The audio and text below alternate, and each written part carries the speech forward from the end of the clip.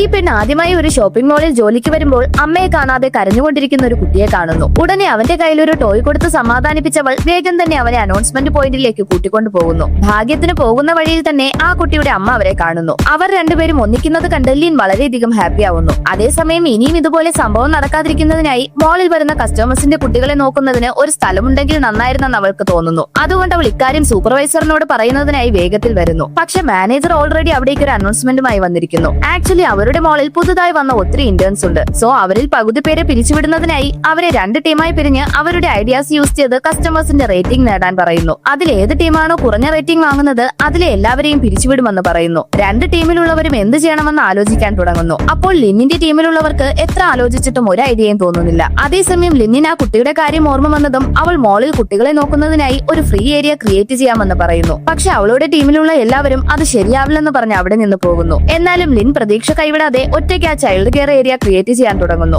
ഭാഗ്യത്തിന് അവളുടെ hard work കണ്ട് ടീംമേറ്റ്സും അവളെ സഹായിക്കുന്നു. ഒരു വിധത്തിൽ രാത്രിയാവുന്നതിന് മുൻപ് അവർ അത് കംപ്ലീറ്റ് ചെയ്യുന്നു. പക്ഷെ അടുത്ത ദിവസം വന്ന് നോക്കുമ്പോൾ ലിന്നിന്റെ എതിർ ടീം ഒരു കോസ്പ്ലേ ഇവന്റ് നടത്തി എല്ലാ കസ്റ്റമേഴ്സിനെയും കവർ ചെയ്യുന്നു. അത് കണ്ടതും ലിന്നിന്റെ ടീംമേറ്റ്സിന് പ്രതീക്ഷ നഷ്ടമാവുന്നു. പക്ഷെ ലിൻ മാത്രം തന്റെ ഐഡിയയിൽ വിശ്വസിക്കുന്നു. കാരണം അവരുടെ ആകർഷകമായ കോസ്റ്റ്യൂംസിനേക്കാൾ കസ്റ്റമേഴ്സിന് പ്രയോജനപ്പെടുന്ന അവളുടെ ഐഡിയ ആണ് ബെറ്റർ എന്ന് അവൾ വിചാരിക്കുന്നു. അപ്പോൾ അവരുടെ മാർക്കറ്റിംഗ് കാരണം ലിൻ പ്രതീക്ഷിച്ചതുപോലെ തന്നെ അവരുടെ ചൈൽഡ് കെയർ ഏരിയ എല്ലാവരെയും ആകർഷിക്കുന്നു. പക്ഷെ റേറ്റിംഗ് എണ്ണുമ്പോൾ ലിന്നിന്റെ ടീം വെറും 1 പോയിന്റിന് തോറ്റുപോകുന്നു. റൂൾസ് അനുസരിച്ച് അവരെല്ലാം പിരിച്ചുവിടാൻ തീരുമാനിക്കുന്നു. പക്ഷെ പെട്ടെന്ന് സൂപ്പർവൈസർ ലിന്നിന്റെ എതിർ ടീം 2 എംപ്റ്റി ഷീറ്റ് വെച്ച് പറ്റിച്ചെന്ന് കണ്ടുപിടിക്കുന്നു. അവസാനം ലിന്നിന്റെ ടീം തന്നെ കോമ്പറ്റീഷനിൽ വിൻ ചെയ്യുന്നു. മാത്രമല്ല അവരുടെ ചൈൽഡ് കെയർ ഏരിയ മാളിൽ പെർമനന്റ് ആക്കാനും തീരുമാനിക്കുന്നു.